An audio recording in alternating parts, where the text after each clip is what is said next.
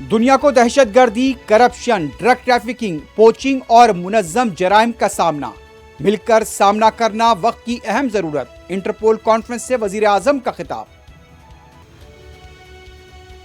ربی موسم 2023-24 کے لیے 6 فصلوں کی ایم ایس پی قیمتوں میں اضافے کو مرکزی کابینہ نے دی منظوری۔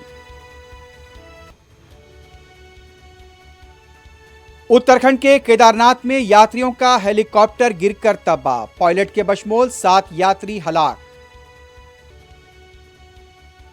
بلقیس بانو معاملے کے 11 مجرمین کی رہائی کے خلاف داخل درخواستوں کی سماعت کے لیے 29 نومبر کو تاریخ مقرر۔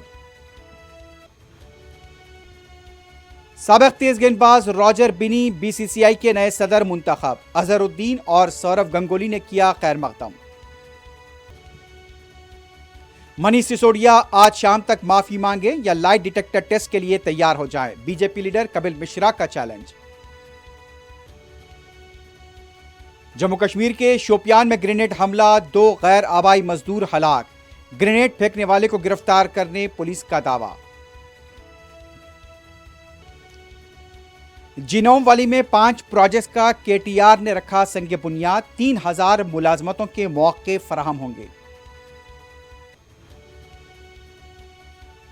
لنگر حوض حدود میں خوفناک سڑک حادثہ، رانگ سائیڈ جا رہی کچرے کی گاڑی نے دی بائک کو ٹکر، 1 شخص ہلاک۔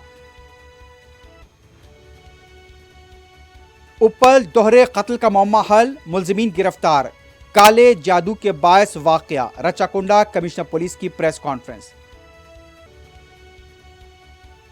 اور آسٹریلیا نے بیت المقدس کو اسرائیل کا دارالحکومت تسلیم کرنے کے اپنے فیصلے کو لیا واپس۔